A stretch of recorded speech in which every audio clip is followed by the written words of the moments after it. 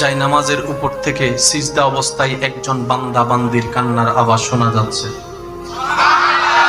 ও জোরসে কহো না ইয়ার সুবহানাল্লাহ।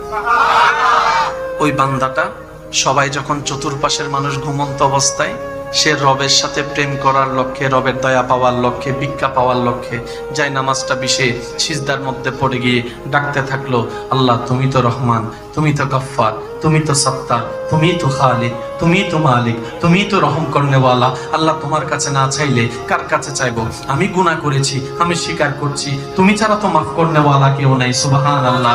তুমি ছাড়া তো ক্ষমা করনেওয়ালা কেউ নাই। আল্লাহ তুমি রিজিক দিলেই তো খেতে পারবো, তুমি রিজিক দিলেই তো ঢুকটা কিলতে পারবো, তুমি রিজিক দিলে তো পেটের মধ্যে যাবে, তুমি দয়া করলেই তো খাবারটা হজম হবে, তুমি যদি দয়া উঠায় নাও খাবার খেলেও তো হজম হবে না, আল্লাহ সেটা বদহজমই হয়ে যাবে। আল্লাহ তুমি ছাড়া আমার কেউ নাই। চোখ থেকে পানি ঝরতেই আছে, রবকে বিভিন্ন উপনামে ডাকতেই আছে, গুণবাচক নামে ডাকতেই আছে। কখনো রহমান বলে, কখনো রহিম বলে, কখনো গফফার বলে, কখনো সত্তার বলে, কখনো জব্বার বলে, কখনো খালিক বলে, কখনো মালিক বলে, বিভিন্ন নামে ডাকতে আছে, চোখের পানি ফেলতে আছে। এবার রব ডাক দিয়ে বলে, ও ফেরেশতা, তোরা 1000 বার সিজদা দেছস, আমি অস্বীকার করব না, কিন্তু একটু দেখ আমার পটিয়ার ওই বান্দা বান্দির দিকে দেখ, কখনো এরকম চোখের পানি ফেলে ফেলে আমাকে রাজি করার জন্য ডাকছস বলে তোরা একজন দেখা, কখনো ডাকছস না। তাই তো আমি বান্দা বানিয়েছি। গুনাহ করার ব্যবস্থা থাকার পরও কোন বান্দা গুনাহ করে যখন তওবা করে, সেটাই আমি রব খুশি হয়ে যাই। আল্লাহ পাক বলে যে এটাই আমার ভালো লাগে, আমার বান্দা যখন আমাকে আদর করে করে ডাকে, ও রহমান, ও রহিম।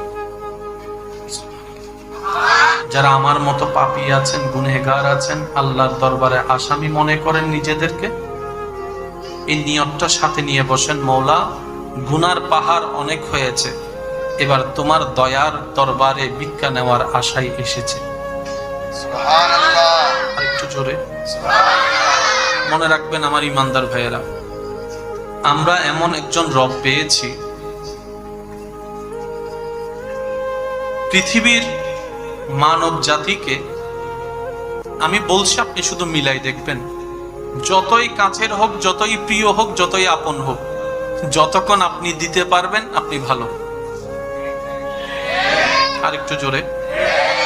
সে আপনার সন্তান হোক, সে আপনার স্ত্রী হোক, সে আপনার মা বাবা হোক, দিতে পারলে আপনি ভালো। আবার দেওয়াটাও তাদের মন মতো পছন্দের হতে হবে। 3 মাস দিবেন, 3 মাস ভালো, 2 মাস বন্ধ করে দিবেন, এরপর থেকে আপনার বদনাম করার জন্য বাহিরের মানুষ দরকার হবে না, নিজের মা, নিজের স্ত্রী, নিজের সন্তানরাই বদনাম করা শুরু করবে। কথা বলেন।